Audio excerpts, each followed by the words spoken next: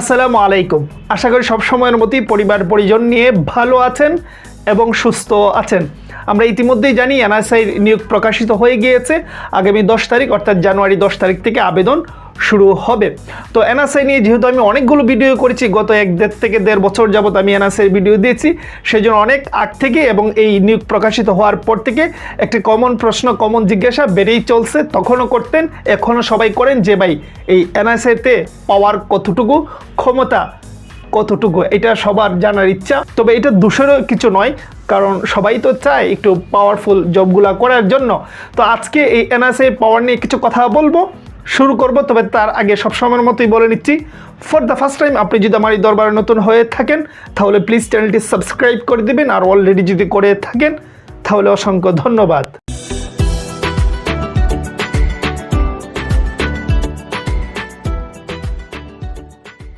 Well, এনএসআইতে পাওয়ার কতটুকু এইটা বোঝার আগে আমার মনে হয় এই এনএসআইয়ের কিছু বেসিক তথ্য আপনাদেরকে আমি জানিয়ে দেই, তাহলে নিজেরাই বুঝতে পারবেন যে আদৌ এখানে ক্ষমতা পাওয়ারগুলো আছে কি না।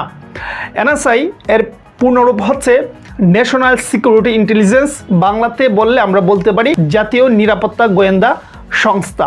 বাংলাদেশে অনেকগুলো গোয়েন্দা সংস্থা রয়েছে, লাইক ধরুন পুলিশের পিবিআই, ডিবি, তারপর রয়েছে ধরুন সেনাবাহিনী, নৌবাহিনী, বিমান বাহিনী, তাদের প্রত্যেকের কিন্তু নিজস্ব গোয়েন্দা বাহিনী রয়েছে। ঠিক তেমনি এনএসআই একটি গোয়েন্দা বাহিনী, কিন্তু এনএসআই হচ্ছে বাংলাদেশের রাষ্ট্রীয় জাতীয় গোয়েন্দা বাহিনী বা গোয়েন্দা সংস্থা। যেমন ধরুন আমেরিকার প্রধান গোয়েন্দা সংস্থা হচ্ছে সিআইএ, ভারতে রয়েছে র, ঠিক তেমনি বাংলাদেশের গোয়েন্দা সংস্থা হচ্ছে এনএসআই। এটা 1972 সালের 29শে ডিসেম্বর প্রতিষ্ঠিত হয়েছিল। এর প্রধান অফিস, বর্তমানে প্রধান হেড অফিস হচ্ছে ঢাকার সেগুনবাগিচায়। তো বুঝতেই পারতেছেন, একটি রাষ্ট্রীয় গোয়েন্দা সংস্থায় আপনি যদি জয়েন করেন তাহলে বুঝতে পারেন কি অবস্থা হবে। যারা এনআইসিতে কাজ করে তারাই কিন্তু সরকারকে উপদেশ দেয়, আদেশ দেয়, অনুরোধ করে বা দিক নির্দেশনা দেয়, কারণ তাদের রিপোর্টের উপরে ভিত্তি করে কিন্তু একটা সরকার পরিচালিত হয়। কারণ তারা বিভিন্ন রাজনৈতিক দলের তথ্য তাদের কাছে থাকে, বিভিন্ন দেশে কি হচ্ছে না হচ্ছে প্রত্যেকটা ডাটা তাদের হাতে থাকে, কারা দেশে ইন করতেছে, কারা দেশ থেকে বের হচ্ছে, প্রত্যেকটা তথ্য কিন্তু তাদের হাতেই থাকে। সুতরাং তাদের দিক নির্দেশনা মতোই কিন্তু একটি রাষ্ট্র পরিচালিত হয়। এই হলো তাদের বেসিক বিষয়। তাহলে একটু ইমেজিন করুন যে তাদের পাওয়ারটা কতটুকু থাকবে, কিন্তু মূল বিষয়টা হচ্ছে তাদের পাওয়ারটা জনসাধারণের সামনে থাকে না, সেটা একেবারে অন্তরালে একটি নির্দিষ্ট শ্রেণীর মানুষগুলো বুঝতে পারে যে তাদের পেছনে কি শক্তি কাজ করে। সেটা সাধারণ মানুষের সামনে এই এনএসআইয়ের পাওয়ারটা আসে না। দেখুন, আপনি যদি পুলিশের এসপি হন বা ডিসি হন, যে লেভেলের চাকরিজীবী হন না কেন, এটা বাংলাদেশের প্রেক্ষাপটে সত্য একটি বিষয়। অন্য দেশের ক্ষেত্রে অন্যরকম হতে পারে। আমাদের বাংলাদেশের ক্ষেত্রে আপনি যদি কোনো জেলার এসপিও হন তাহলেও কিন্তু আপনার লোকাল যে রাজনৈতিক নেতা রয়েছে তাদের সাথে সমঝোতা করে কিন্তু চলতে হয়। অনেক ক্ষেত্রে পাতি নেতারা কিন্তু ওসির টেবিলে থাবা দিয়ে খাড়িয়ে যায়। হ্যাঁ, অনেক পাতি নেতার কথা মতো কিন্তু অনেক সময় অনেক টানার ওসিকে চলতে হয়। অর্থাৎ মোট কথা, আপনি যদি ডিসিও হন তবু কিন্তু ওই এলাকার স্থানীয় যে বড় নেতা বলেন, এমপি বলেন, যাই বলেন, তাদের কথা মতোই কিন্তু তাদেরকে সন্তুষ্ট রেখেই কিন্তু জব করতে হয়। কিন্তু এই এনএসআইতে নেতা, পাতি নেতাদের কোনো বেল নেই। আপনি আশেপাশে কেউ আসবে না, কেউ আসতে সাহসও পাবে না। আপনার সামনে ক্ষমতা দেখাবে, টেবিলে থাবা দেবে, এমন বুকের পাঠা কোনো রাজনৈতিক নেতার কিন্তু নেই।